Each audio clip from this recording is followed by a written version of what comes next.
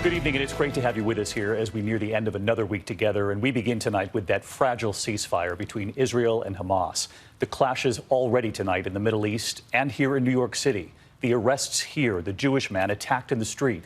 And in the Middle East tonight, the reaction, fireworks in the West Bank when the ceasefire took effect. And a gathering at Jerusalem's Al-Aqsa Mosque. You'll remember clashes there were one of the initial triggers for the fighting to begin with. The Gaza border reopening briefly today, trucks rolling in with aid, and our team allowed in as well. The damage there is profound. Families returning to homes and buildings destroyed, tens of thousands left homeless. And it is a sign of just how tenuous this ceasefire is. New clashes at the Al-Aqsa Mosque after Friday prayers, hundreds of Palestinians gathering, some throwing water bottles at Israeli forces, those forces then firing stun grenades to disperse those who had gathered. Tonight, the images from Jerusalem to inside Gaza to here in the U.S. and New York City. And we begin tonight with Matt Gutman, who was able to cross into Gaza today to see the damage firsthand. Tonight, those clashes at Jerusalem's Al-Aqsa Mosque rattling the tenuous Hamas-Israel ceasefire. In scenes similar to those that sparked the 11-day conflict, Palestinians cheering Hamas facing off with Israeli police. But so far, that truce holding now for 24 hours. The silenced guns cause for celebrations across the West Bank and Gaza overnight.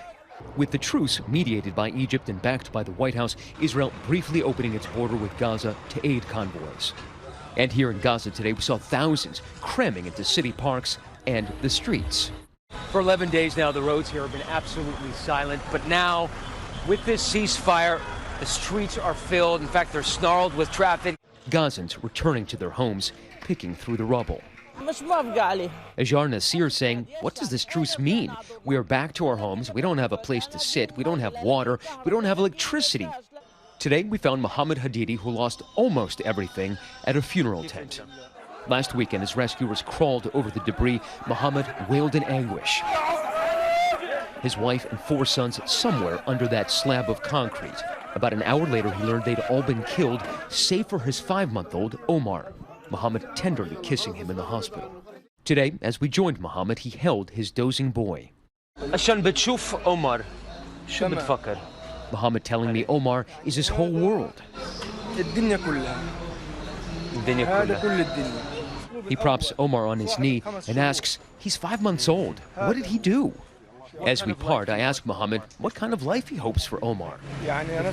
He says he wants his baby son to have a beautiful life, without bombings.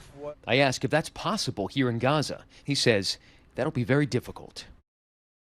And so let's bring in Matt Gutman reporting from inside Gaza tonight. Matt, we can see that destruction behind you. You were telling us it's a bombed-out building. And at this hour, you're also learning of new developments involving the negotiations still underway, how negotiators are still trying to hammer out terms of a lasting truce tonight. There's quite a bit of diplomacy on the ground here today, David. Egyptian mediators, some of whom we actually saw in Gaza today, are still trying to hammer out the final details of that ceasefire. Egyptians also saying that they're working on opening channels of communication between Hamas on one side and Israel, and Secretary of State Blinken saying that he will be traveling to the region in the coming days. David. All right, Matt Gutman reporting from inside Gaza tonight. Our thanks to you and our team, Matt. Hi, everyone. George Stephanopoulos here. Thanks for checking out the ABC News YouTube channel. If you'd like to get more videos, show highlights, and watch live event coverage, click on the right over here to subscribe to our channel. And don't forget to download the ABC News app for breaking news alerts. Thanks for watching.